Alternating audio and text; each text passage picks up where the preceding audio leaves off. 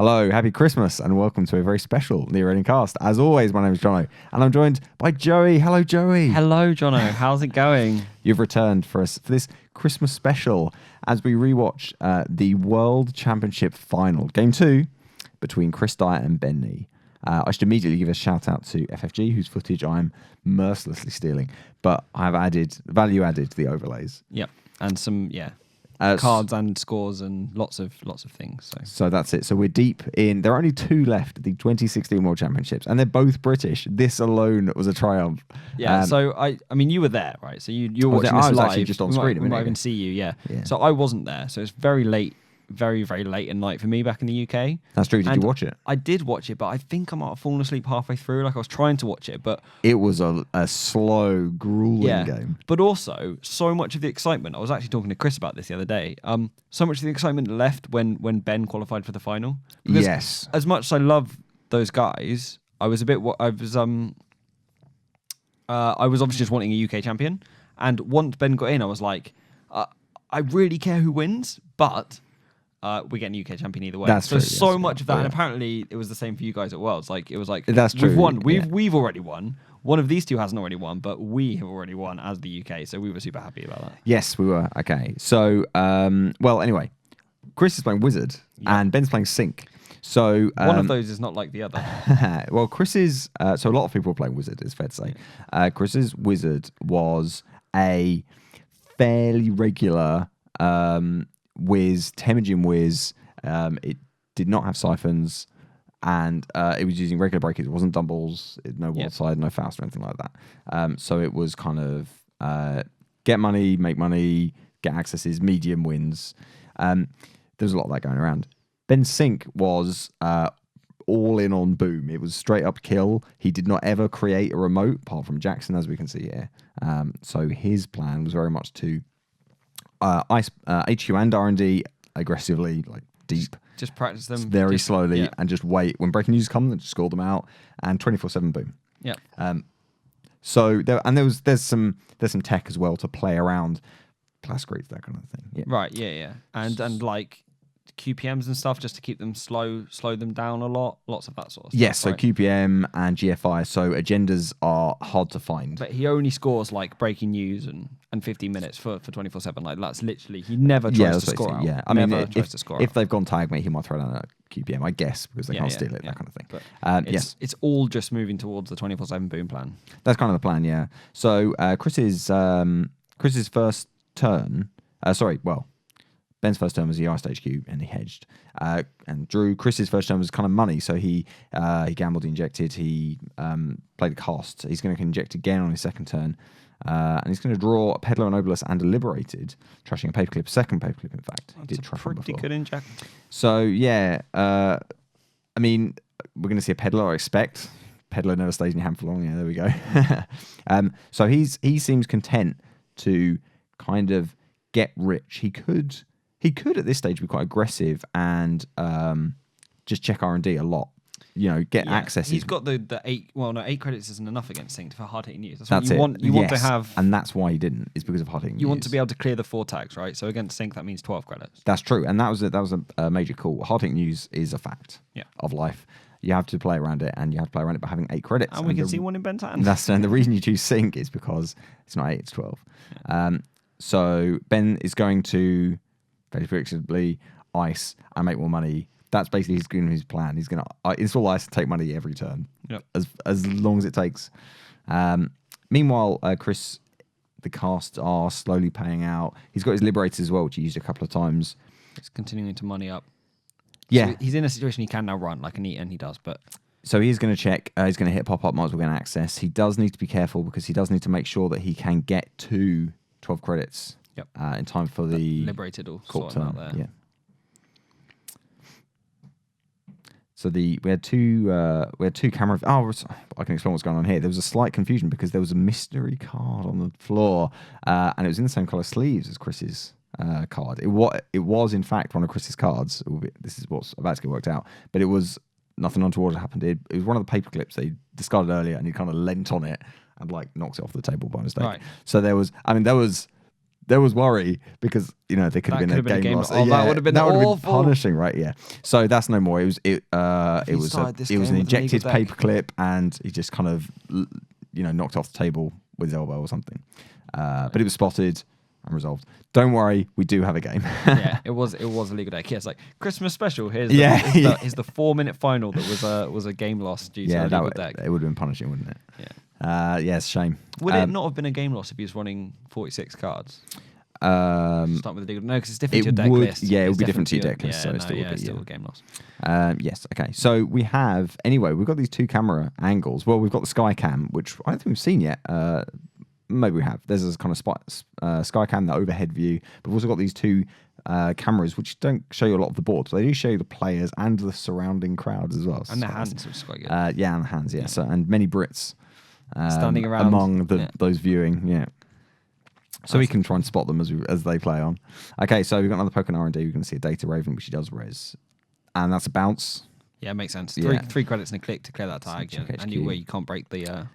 That's turn by Chris. It's a bit more punishing. But Chris does now have 18 credits, so he's not too worried about taking a tag, as long as he can clear it.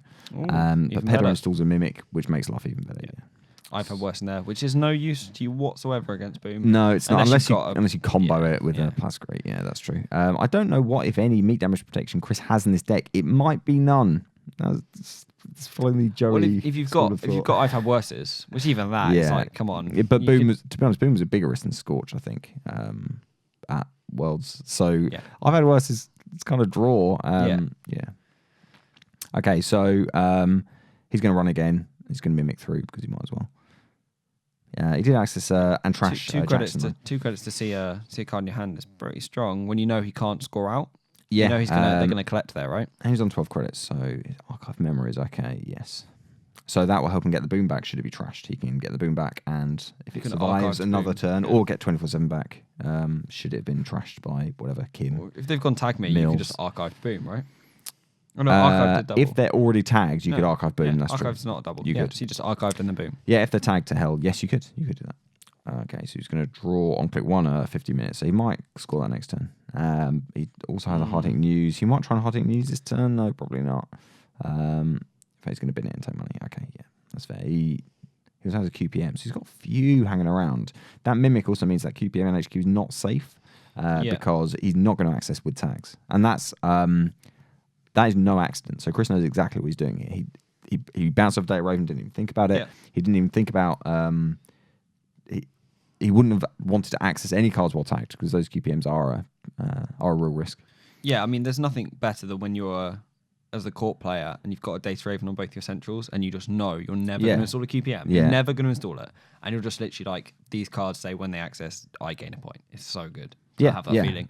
But right now, Ben is in that situation where he can lose those, which makes his deck a little bit more porous. So Chris is going to build up now. He's going to drop a sucker. He's going to play an Obelisk as well, and he's going to use Liberated. So he's trying to keep his money up. He's playing very methodically. It's very Chris Dyer thing to do. Yep. Playing very methodically, making sure he's got his head above water and building up. Ben's going to score 50 minutes, so he is now on the board. And that 15 minutes... So 50 minutes is an interesting agenda because a lot of the time you don't mind keeping it around because... you can always get it back. But it's crucial to Ben because it's part of his combo. He needs the second agenda for 24/7. Chris, meanwhile, now that he's confident he can get into HQ for very little money, just 2 credits with Mimic, he's going to drop a Temujin and he's going to run, you would think, multiple times to make sure he stays above 12. Yep. So you can drop it and run. That Obelisk also sort of protects him from boom. Like, because if he gets hard-hitting used, he can drop it to, like, 9 so cards. If he decides to go tag me, he can... draw up above 7. It won't save him in the same turn. But you're right. If he goes tag me, it does. It also means like if Ben scores a breaking news now and you think he's got the combo, so he's going to access and trash a boom, and he will also draw for Obelisk. So that's the other benefit of Obelisk is it does give him draw in a deck which is fairly light on draw. So even if you're not using it for extra tags, and obviously it gets crazy when you're using medium, that kind of thing for draw. But even just pokes HQ, it gives you a click to draw and run. And you're making Temujin money. He's going to see an exchange, okay. So exchange is also can be key because if slows him down. Yeah, if he manages to he loses a GFI, then he can hard-hitting news and maybe punish with a exchange his EOI. way to 7 points quite easily. That's right. You'd score 2 breaking news in 15 minutes, and then exchange, you're there. Yeah, sure, you can literally just scoring from hand without even ever fast advancing. You can. But he's going to score breaking news out of hand. It was in hand, and Chris missed it. The other card he saw was... What was the other card he saw? Was it in exchange? And 24/7, yes, he did see 24/7, so he knows the combo's in there. So, let's recap. And he's got archived. He's got 24/7 in hand. He's scored 2 agendas, one of which is breaking news. Yep. He's got an archived in hand. And there's a boom in the bin. Yeah. Okay. So that would have been game had he not hit the boom. Well, and missed the breaking news. So, yes, Chris needs to tread carefully. Because... do you go tag me now as Chris just to draw up? From 0 points, I think you don't. Yeah. Well, no, because he's got archived boom, boom. But you need to be able to get tagged such that you can... So he's going to steal a QPM. Nice. Okay. That's good. That's the point. And that's the point that if he decided to go tag me, that's the point he wouldn't have got. Okay. Chris does have a Plascrete. Yeah. Good. I'm very forward thinking of him. So and he's drawn it. So that I predict that Plascrete will get installed very shortly. Yeah, I think he would probably do that. How many points in Ben's deck can Chris actually score now, though? Right, so there's two other GFI in the bin as well. Okay, Ben just threw that in there, and it's probably fine. Yeah. So Chris is going to run archives for a soccer counter, and he's going to steal the GFI. He's going to deja vu for a single parasite. Sad face, it being the only virus in his bin. He's going to parasite the data revenue. Okay. So he did not install... I would not have the balls to do that. Well, he can't die next turn. Because, okay, so let's say Ben archive memories for boom. Yeah. But he could have another boom in hand. He could have another boom in hand. It's true. It is possible. Okay. Yeah. It's a risk. Would you gamble the World Championships on him having the... Well, maybe. So he's going to archive memories for Jackson. Interesting. So that will also put the booms back, but maybe he wants to kind of rinse out his hand and maybe put back a few things. I think it's because he knows Chris is good enough to not allow himself to have the situation where that archive memories for boom boom will be a thing, and so he's yes, like, I need to actually draw it. So draw a boom, he wins. Yes, he doesn't know about the Plascrete. That's true. Now. That's true. If he archive memories for boom, then there's nothing to stop Chris running 3 times. Yeah, with a Temujin against HQ and trying to hit the boom again. Yeah. Anti-bite. I mean, if you put a Data Raven on HQ and then archive memories for the boom, like he might force the tag me. Okay, so he does run HQ mostly for money, clear the Temujin. He does drop the Plascrete as well, which I think makes sense. Yeah, he has to. Yeah, especially as next turn he could shuffle Jackson, draw boom, win the game. So, meanwhile, Chris is still at 12. He's going to use Liberated. He's thinking about using Liberated. He's still at 12, so he does need to be careful. He can be, very certain that there's a Hot Ink News in the opposing hand. Although, having said that, Hot Ink News is also a trace, so he would have to drop below 12 credits and also Ben be rich enough to land it. Now he might have a hedge. And Ben will go red pod doing it. So it's all the trade. Yeah, Ben's not going to do it unless they're going to stick. Ben doesn't do it when he's at 12 credits. He might, but not when he can bounce back so easily. So yeah, it's very, very deliberate play here. I wonder... So Ben's having a good think here. Maybe he's thinking about if he... He's got a careful player, Ben. Yeah, maybe he's thinking about if he uses the Jackson before he's managed to draw. I don't know. Yeah. I didn't see if he took his draw already. Or even he uses it and starts optional drawing. Because he might be hoping to draw into a boom. I think if the Plascrete hadn't gone down, he would have used the Jackson to go into the boom. But now boom doesn't win the game anymore. So that's true. Different. That's true. It's a different decision now than it was pre-Plascrete. Yeah. So I actually think at this point that he has a boom in hand. I think he drew a boom. It might have been this turn or it might have been before. I guess it probably wasn't before. So I think the decision that he's trying to make now is if he uses the boom to clear the Plascrete, then can Jackson it back, and then shuffles 2 booms back with Jackson and 24/7. Chris has to lose 6 credits, going 2 tags. Yeah, it's not a bad shout. So yeah, he does have a boom. I can't believe he's got a boom. He was so close to winning the game again. So he's going to 24/7. He's going to forfeit 50 minutes to trigger breaking news. He's going to land 2 tags on Chris. With 2 clicks, he's going to play boom. So that's going to take him down to only 3 credits. So, and it is expensive to play Boom. But he is going to do 7 meat damage. So Chris is going to have a think. He's got, I think he's got 4 or 5 cards in hand, maybe 4. So it's definitely not going to kill him, but it is going to force him to use the Plascrete. There's a decision for Chris here because he could. I think he has a few cards spare. 1 card. Yeah, he could, if he can keep.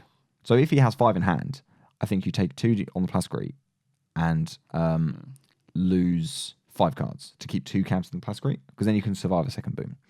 So he's trying to think. In fact, he takes all 4 on the Plascrete. It's because he's only got 4 in hand. I think, yeah. So I think it's not also going to save him again. It also allows him to deja vu the. Yes, exactly right. He can recur it. So he's going to lose some good cards, Mimic Yogg and Temujin. So if he had 5, I think you're right. But because he had 4, and I also think if he had 5, Ben wouldn't have done it. So. Yes, that's right. So he might have wanted to play around that a bit, but if he's going to take 3 from the Plascrete, he might as well take all 4, and then he can deja vu it back, or whatever. So before Chris's turn, although after Parasite, but before Chris does anything, Ben's going to put back an Archive Memories and 2 Booms. I love the fact he's not putting 24/7 back. It's almost like he's got another one in hand, or he's accepted that he knows all of his opponents eventually they go tag me. Maybe, yeah, or maybe he knows that it's the boom Archive Memories is a good enough. He probably has also 3 24/7 in his deck, so maybe he's only drawn 1. He thinks he'll get another one. He might only have 2 Boom. I don't know. Yeah, so it's possible that he needs to put the Booms back likely. Yeah, I'm not sure. I'm not actually sure exactly what Ben's list is. GFIs and breaking users, of course. Yeah. Whether he's got all 3 GFIs, I'm not sure. I expect so, but I'm not sure. He's only 44 card deck, right? I do know he's got no Astro in this deck. There's a fun fact. There's no Astro in this deck. Wow. Yeah. He has an NPD though, which is just another card that's really super annoying to steal, which is quite amusing. So he has an NPD over an Astro. That does actually make sense in this deck where you never score out. But NPD is also influence, of course, as well. Yeah. But the idea that you're including an influence 4 for 2 over Astro. Yeah, because he crazy. doesn't need Astro. Like, it's hard to score, and I mean, if he does score, it's great. But Astro's hard to score and is a liability. And NPD protects itself. So as does QPM, as does GFI, kind of. Right. So he definitely has 3 GFIs then if he's running NPD. So I think he has 3 GFIs. Yeah. So we've got a lovely narrow shot as well. So we've got the trophy World Championship trophy. I can't believe this is the World. I mean, Chris said to me the other day that it was actually quite a more casual mood than you might expect. I think because he was playing Chris. Because Chris and Ben were playing. Yeah. So it was like had it been like not Ben he was playing, or if Ben had not been playing Chris, it probably wouldn't have. It's interesting feeling. Because it was tense. Of course, it was very tense, but it was somehow. Both players were in decent spirits. That they were nervous, but there was no. I don't know. Well, to be honest, maybe they were terrified, but everyone else was like, "Oi, 2 Brits." Yeah. So. And I think they were a bit terrified, but still, even so, like if you're Ben, you're like worst case scenario, Chris Dyer is world champion. That's not so bad because I feel like the UK community went with wanting a UK champion, and obviously these guys want themselves to win. Like, of course they do. Yeah. But like when the worst case is still a UK champion, that does sweeten the deal somewhat. Yeah, yeah. Okay, so so the Parasite finally killed the Raven and R&D, and a new piece of ice was installed, and it turned out to be another Data Raven. So Chris bounced off that, and then he checked HQ, and he has it in Archangel. So Ben only has 3 credits, so he can fire it. He looks like he's thinking about it. So if he fires it, and he has, then Chris is not tempted to fight the Trace because he does not want to lose that much money. Nothing on the board is worth. Interesting decision. Well, nothing on the board is worth. Yeah, well, maybe he's trying to force him into decision. So he bounces the sucker, right? And that's great if you're going to prevent future sucker tokens. But Chris reinstalls that, and you haven't. So you're not going to protect up HQ, are you? Yeah, I think you can't afford to. I think the sucker was. It cost 1 credit to install, but it had, let's say, 6 or 7 credits on it, right, effectively, right? If you're going to start using paperclip, that kind of thing, it doesn't affect Mimic. Sure. But he will just, but because you can't now afford to protect HQ, you're not going to get back to. But he's on Mimic and Yogg as well, so it makes those, usable. But he does install a medium and another sucker, and he's going to go back into HQ. I don't think that was right for them. But you can access GFI. Okay, so you're also incentivizing him running HQ a bit more, which meant he lost that 2 points. Maybe. So you're like, you maybe. need to build back up on sucker tokens. I have to run back in. So anyway, Chris now on 5 points. So one of the lucky access can do it. And he now can dig through R&D. So let's medium. see. 50 minutes is gone and breaking news. There are 2 breaking news is gone, and there's 2 more to go, and there's 2 more QPMs. There's 1 NPD and 1 GFI. I think that's the remaining agendas. Does that sound right? It's a narrow deck, of course, because it's only 40 cards. 44, I expect. Yeah. So that could be it. So he's going to have another poker HQ, and there's nothing really to stop him doing that. So. Getting Archangel again, and Ben once again is on 3 credits. No, Ben, don't do it. He's on. So Chris is on 9 credits, so he's dropped below 12, but he's still that's more than acceptable Ben, because he's got more than Ben. Ben can't land a hard hitting news trace, so this is it. So for all we say, you have to stay above 8. You have to stay above 12. If you're keeping the corp incredibly poor, you can somewhat dangerously go lower, but Chris is managing the risk.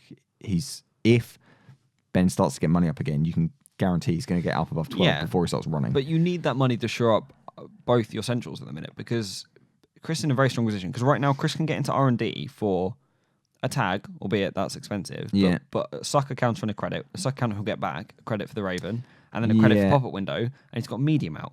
So he will just start getting money, running R&D. Get some more money, run R&D. That's true. Now that he's on 5 points, yes. He will see cards, right? So you need to shore that up. But if he sees a QPM, he gives it to Ben. Yeah, sure. But Ben turns on 24/7. He does turn on 24/7. And that's one of the great things about QPM in this deck is if they insist on accessing with tags, then they can turn on the combo for you. You've just got sort of 1 breaking. Anyway, he did do it though, bounced Mimic. So he paid Mimic, 3 credits to cost Chris 3 credits and a click. Yes. So we're going to test launch and archives. Nothing in there. Well, sorry, there's an observe and destroy in there. Not currently relevant since Chris is being very disciplined about not taking any tags, reasonably so. And that's working well for him. He's got to 5 points without going tag me, which is strong. So it means when you eventually do go tag me, you're not thinking, I've got to get all these points before I die. He's only got to get 1 agenda, but sometimes against Ben's deck, probably 2, maybe 2 agendas. Yeah. Okay. Ben takes money. So Ben is just going to clip for credits to get back up to 4. And he needs to establish He's just trying to draw pieces, some ball presence. Yeah, well, he's losing the game. He wants to start icing up again. He lost a Raven to Parasite, which is not a tiny investment. 4 credits to a res and it's gone entirely. We're going to get another Dust Laundry. This one HQ bold. Okay, it's a resistor. There is a paperclip, as we know, in the bin. In fact, there's 2. After I made its trip to the floor earlier. Okay. So Chris is going to install paperclip. He's going to break his way through. I wonder if he was worried about code gates. No, I guess there's no end on code gates. So he's down to 1 credit now, which is pretty huge.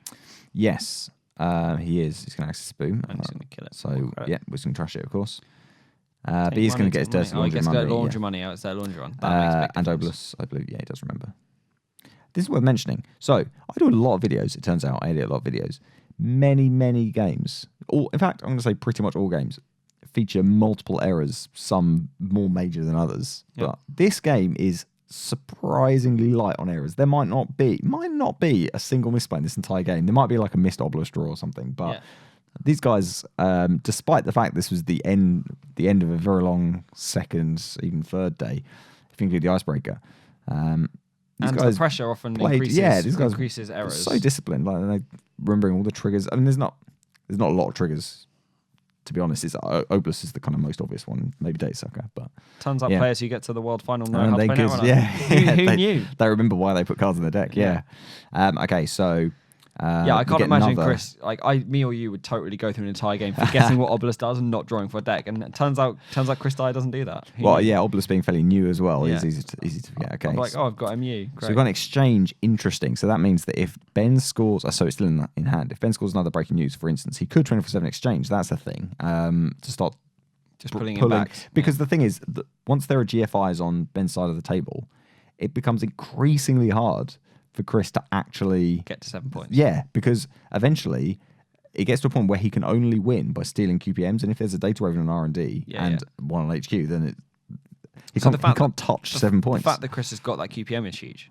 It makes a massive difference. Because if you don't see the QPMs before the data ravens come up and before you have to go tag me, you're right. There's so few points you can score. There's 4 1-pointers and then 8 points from 2-pointers. Yeah, so there's two breaking news, 2 QPM left, and 1 GFI. and an NPD, sorry. So they're the agendas that are left. So the QPMs are, if they're in R&D, he can't steal because there's a data raven. He's got no way of getting past it, no bypass. He hasn't got a FEM, he hasn't got a Nexus or a hunting grounds, So if they're in R&D, they're just safe. So that's why he's focusing so much on HQ, is because he has to be very careful which cards he touches. Yeah. And if a Raven should appear on HQ, that would be huge. Yep. Yeah.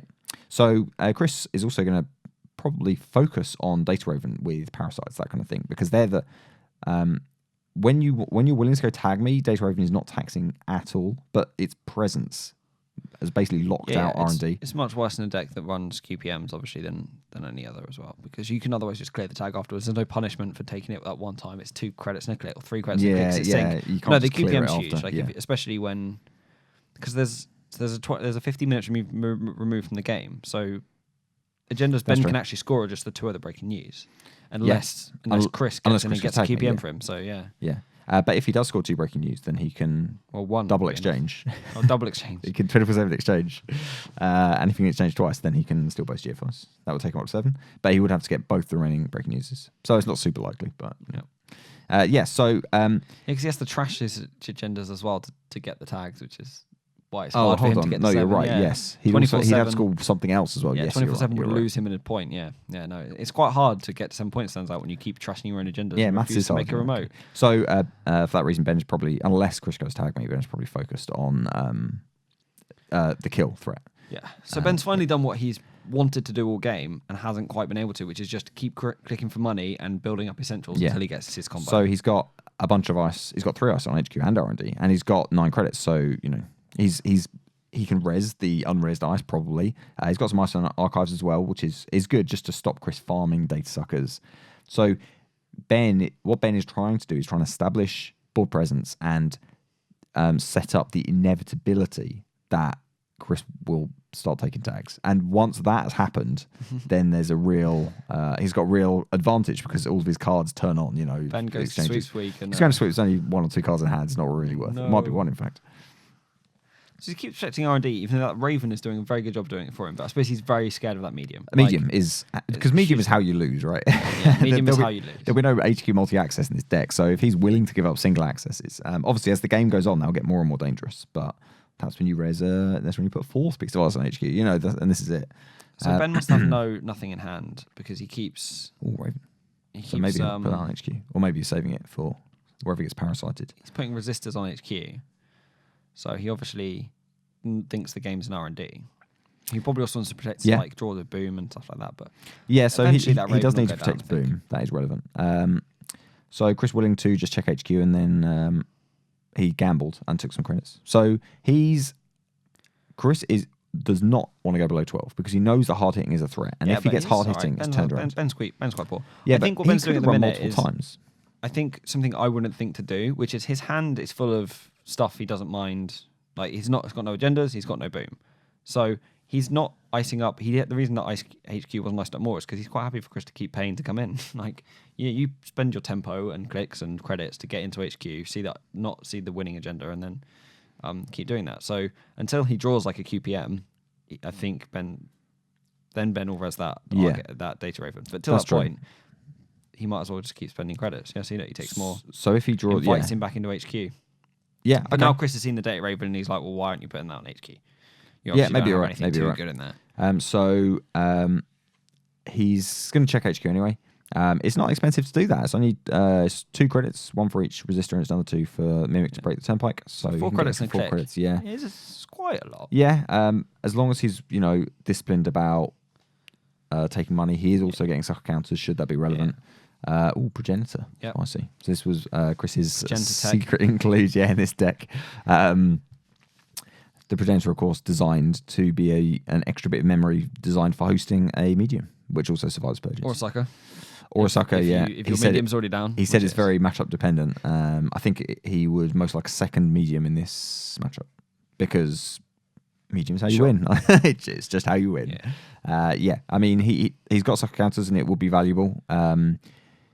it's the purge as well that's the problem. So yeah, medium. The purge with the medium is, but the purge with the sucker can also be huge if you're trying to get through like data ravens and things. But like he that. knows that he can get into centrals with no data suckers. He can get into HQ at least. He might be able to get into archives as well. That's quite probable. There's not a lot of cards. I think Archangel is probably the main one that's going to be fairly punishing to face check. But even then, that's not the end of the world. Well, if you've got enough sucker tokens, then then it's Yogg. It's free.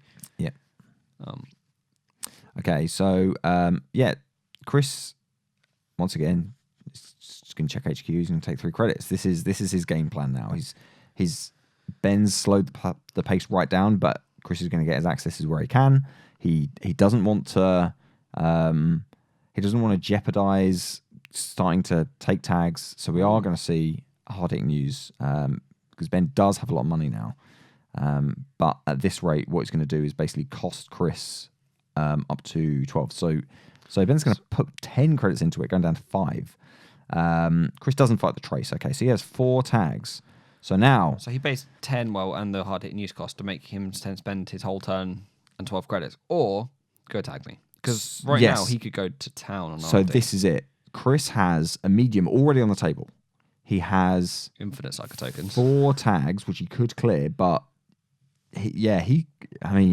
It might have just been the incentive he needed to go tag me. Maybe you just run R&D and you just assume that you can get through these 2 first pieces of ice. You can, if you're going for it, you're going for it, and you can ignore Data Raven. So he could get 1, 3, 5, 7 accesses. No plastic down. Boom just loses you the game. That's true. So the alternative is... There's a boom in the bin. Archive Memories loses you the game. Yeah, Archive Memories so many cards that lose you the game. So there are two directions that Chris can go in now. He can clear all 4 tags, going down to 1 credit, which means that he basically needs to get a lot of money before he can run again.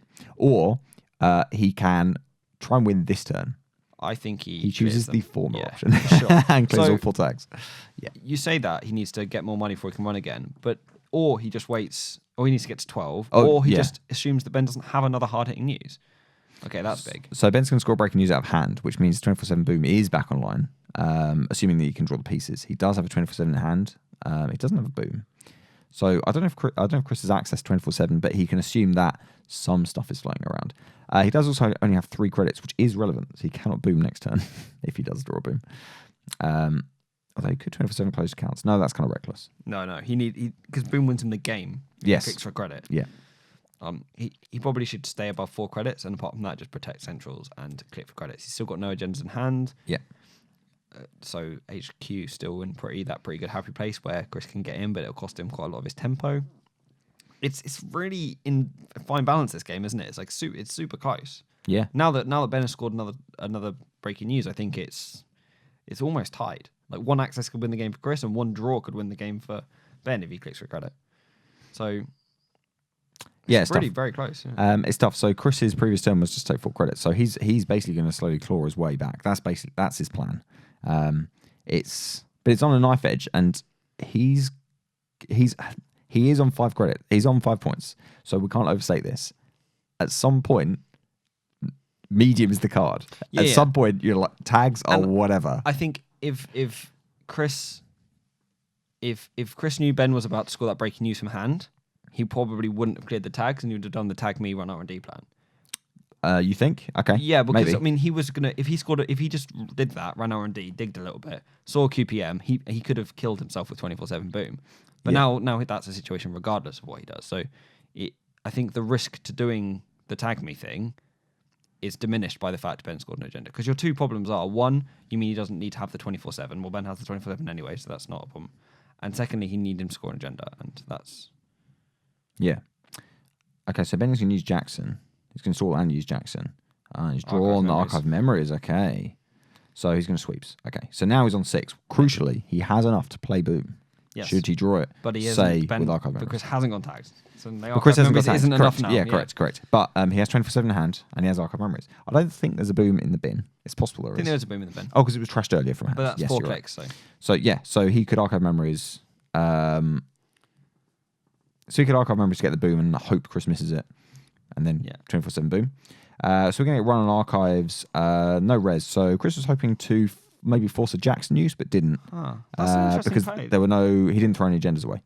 Yeah. But he's taken a sucker. He has also made a run. I think so. Hard-hitting news is once again a threat. There's a line here. There's a side to this where hard-hitting news doesn't lose you the game, but it gives you a turn's notice to when you lose the game. Sure. So, what he can do is he can play in such a way that he doesn't finish his turn tagged ever. There is a boom in the bin. Yeah. So he can play in such a way that he doesn't finish his turn tagged, but at any point he could threaten one turn all out running on R&D. And he's going to run now and click 2 on R&D. So he's going to break the resistor. No resume. He's going to take a tag. Reckless. And he's going to allow the trace to fire. Okay, right. That's where we are. We're in tag town. So, all right. Yeah, so he... Okay, and now Jackson fires. Okay. So now I think if you're Ben, you probably... Oh, no, he can archive memories of the boom, can't he? If Chris doesn't... He can archive memories of the boom, and he's now tagged. So... Well, he needs 2 tags, right? So he needs to clear... If he clears 1, then he's still... Sure. Okay, sure. That's true. There's still only 1 out there. So... He's going to put back 2 observe and destroys. Okay, so that's going to help him Now, he's wondering if Chris is rusing him. Perhaps he has a Plascrete in hand, for instance. Yeah. So he's going to take tag and access and then drop a Plascrete. There's other Plascretes still in the bin. I think Ben's pretty sure Chris isn't playing 2 Plascretes. But observe and destroy, if they're tagged and they don't care about being tagged, observe and destroy is a good card because you can, especially because he's got closed accounts in hand, so you can close accounts, which turns on observe and destroy. Let's not forget the runner has to be on 6 or fewer credits to play it. And then you can trash any card. So you can trash medium, obviously. You can trash an obelisk, for instance. That would trash program. It's less than the number of tags you have. No, you need to. You're thinking of best events, maybe. Right, you need to. The runner has to have 6 or fewer credits, and you choose any card, and they trash it, and it removes a tag. Right. I can't remember if it's free to play. It might be. It might cost a bit, like a couple of credits to play. Also, I forget. But basically, he can trash a medium. He can trash Plascrete. Plascrete is the obvious one, and he can start dismantling Chris's board state by removing whichever cards are most punishing. It's the most nerving shuffles ever. And there's not many cards left in the deck. Now, Chris has very deliberately accessed the 4 credits as well. He let the Raven fire. He could have mimicked it. Let's not forget. He could have broken it with Mimic, but he obviously wanted to access with 4 credits. Very relevant. Wow. As he accessed the NFPD. And that was it. So with those 4 credits, very crucially in hand, so Chris hasn't known about that sneaky NFPD. And the very first congratulating was Ben. Heartwarming. Yeah. Wow. So if Chris didn't know about the NEPD, the one NEPD in Ben's deck, that could have been crushing there. He could have. That's right. He could have. He could mimic. He could have mimicked the Raven and access to 3 credits for 1 sucker counter and 1 credit. Why wouldn't you? Yeah. But he let it fire because he knew there was that risk. Yeah. He knew that. I think there's 2 sides to it. He knew the card existed, and he knew that accessing it with 3 credits would have been punishing. Yeah. Sure. And he knew that he was probably tagged for good. At which point, keep the credit. I actually think he was going to clear the tag and go to 1 tag only. Maybe. It might be interesting. Yeah. He was on medium, so... I think I asked him about it afterwards, because we had this such a long debate with our local meta the next day about what he was going to do if he didn't win the game then. Was he going to barrel in and go tag me? Like, literally just dig. Right. Was he going to clear the tag and wait? We were trying to work out if he'd seen the archive memories in hand, and he said he knew there was an archive memories in hand. He was going to clear 1 tag and stay on the only 1 tag available. Yeah, okay. Maybe wait until next turn and then go deep and see the whole deck or something. I don't know. Yeah. It was interesting. I don't think many people would have thought to do the play that Chris just did, but there were outs where he didn't die next turn. So if he accesses with 3 credits, he had 2 clicks remaining. So so the Jackson's been used. You know that there's an NAPD on top of R&D, so you know that you should have to get in with 4 credits. So he could have clicked for a credit once, and no, wait, the pop-up's going to ruin him. So actually, you're right. Access to 4 credits there is crucial. If he'd access to 3, he couldn't have clicked for 2 and run again to pay the pop-up. But he could have cleared the tag. And there's a resistor as well, of course. So he could have cleared the tag and been no tags on Date Raven, no tags, and then he would have been not died another turn and know there's an NFPD in hand. Yeah, and could have run HQ a lot. That's a plan. Which is like a hit boom with money. Yeah, and hope that he doesn't have 24/7. It was a very close game. That could have gone either way. More than once, I think, if there was opportunities for Ben to top deck a boom for the win. There was one time he drew the boom a turn too late for the win as well, which is pretty intense. Yeah, so it was. For what it's worth, I don't think I don't think Ben played badly. He did what he had to do. He lost an early Data Raven to Parasite, but he was able to replace it, and that's big. Having a Data Raven on R&D is huge when some of your agendas come to your side behind a tag ice. And that was big, and he just kind of set up. He fired Archangel twice with only 3 credits. I'm still not sure about both of them. I think the first one particularly, like the sucker did not set Chris back as much as the 3 credit set Ben back. I just think it was just the case. But then Ben knows his deck, that deck better than anyone in the world, clearly. And he knows that there's not actually a lot for him to do except essentials, click for credits, essentials, and just wait until he wins the game. And so actually maybe the reason he didn't mind going down to 0 was because he was just slowing Chris down while he waits for himself to win the game. That's how that deck went. So. Yeah, maybe. Yeah, maybe. But still, the sucker. He replayed the sucker and he ran HQ again. It never. He always had sucker counters. In both cases, it was momentum, and I think Ben was in a position where he didn't need money imminently. He wasn't about to win if he didn't fire it. So you might as well fire it. You can spend a click taking 3 credits. You can build it up. Obelisk is Obelisk 4 to install. Yes. So that might have been more of a tempo thing because Chris would have needed that at some point. Getting him draw, but he got to MU limit eventually as well. So. Yeah, maybe so. Maybe Ben wondered if Chris could survive without the Obelisk, but he definitely can't survive without Mimic. So because that was what was giving the accesses at the time. Chris, for what it's worth, played very carefully early on. He made sure he did not ever drop below 12. Yep. As Ben got poorer, he did risk. He started dipping below 12 because he knew that he wasn't going to get muscled out of any traces anytime soon, or if it had, it would have been some incredible stealth sweeps into hedge kind of stuff. Yeah. And he was perfectly willing to check HQ, it being the server not defended by Data Raven, just for an access, keeping Ben honest, and clicking for 3, check HQ, click for 3, making sure that he wasn't trying to be over aggressive and rush in and have terrible things happen. He floated that line between being careful and getting the accesses that he needs to. I know. I mean, most people do find playing against that sick deck really difficult because it's a really hard deck. I mean, obviously both these players can play against CTM really well. They must have practiced it and they must have beaten so many CTMs on the day. I think if Chris is sitting across from CTM, he thinks, I've played this all day today, all day yesterday. I've played against it. I play it myself and I know what to do. I've got a plan. But you come against that sink and you're like, suddenly I'm playing something different. Like, in that situation, Ben's probably playing against Whizzard, what he's been playing all day. Yeah. He knows how to play against Whizzard with his sync, but Chris is like, this is different. This is something new for me. And I think that's really nervous when you're in the final and maybe you're playing a different type of deck. Yeah. And I think that's the advantage you get by taking not CTM.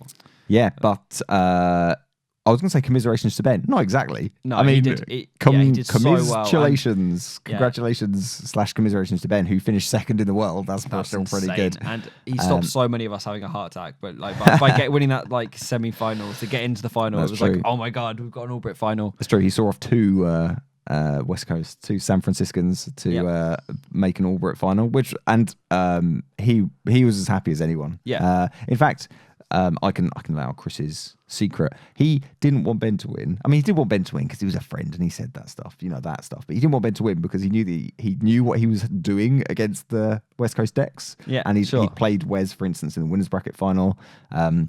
So Wes Snowden being the 3rd place player. So he was more afraid of Ben. He was a lot more worried because Ben, let's not forget, this was game 2. It did go to a second game. Ben's other deck was DLR, which is not exactly a great time either. So I can see that actually. Looking at Chris's decks and looking at who he'd already played to get to the final and everything he played all day, he probably thought against anybody else, I can get one of those 2 games. I can split with any of those people. But Ben's decks and Ben's player, you could get swept by that. Yeah. I mean, and he very almost did. He did almost, but. Congratulations to Chris, who was the 2016 world champion. Yes. And since then, you've seen him a lot because he's recorded all the commentary up to this point. You're right. And a couple of podcasts. Made some appearances. I'm glad you've been keeping up to date while you've been busy. Yeah, he's a lovely guy, and he's kind enough to grace the channel. And he deserved it. It was the culmination at the end of a year of incredibly consistent play. Yeah, he didn't win a lot of stuff. He won some things, but he didn't miss out a cut. To my knowledge, anywhere he'd come top 2 or 3, any tournament he attended. Yeah. Just crazy, like a crazily good, consistent player. And he did a lot of practice, a lot of preparation in kind of thinking for Worlds, and he he brought his A game right on the 2 days, and he's a Noise fan. He's sure. Spent years playing Noise, so he didn't play Noise though, did he? No. He wanted to. He wanted to make it, but it's just he had. I don't believe you. More brains than Noise love.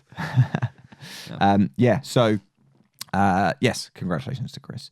So I already did the kind of tournament wrap up. Thanks. At the end of every tournament, I tend to do a thanks for the venue and the staff and stuff like that. We did that at the end of the previous video. That was the ones that I recorded. I will once again thank Fancy Flight. I don't actually ask permission, but I will thank Fancy Flight for letting me use their video by putting it on the internet in a public place where I could get it. Yeah. I will. So their streaming setup was pretty good. And it was. I watched the stream from home and it was awesome. So I mean, obviously didn't watch any of it. I was there, but it was it was a good setup, and they were streaming. They dedicated 2 days to Netrunner. The whole of day 2. Was Netrunner stream all and day, they got like community people on the commentary again. They did. Chris Underwood made an appearance. Which was really cool of them to do that, to get people who do what we do onto the commentary, which the Twitch chat definitely enjoyed. So it was good. Yeah, it's good. Okay. So I guess all that's left for me to say is I will remind all of our viewers they can find all the videos at the website nearrunningrid.co.uk. They can find us on Twitter and on Facebook and on Patreon if they'd like to support the channel. Thank you, Joey, for helping me commentate. Thank you very much, Johno. Merry Christmas. Merry Christmas. Thank you, viewers, for watching throughout all of 2016. We'll be back with Store Champs, I guess, in the very near future. I've been Johno, and I'll see you again soon.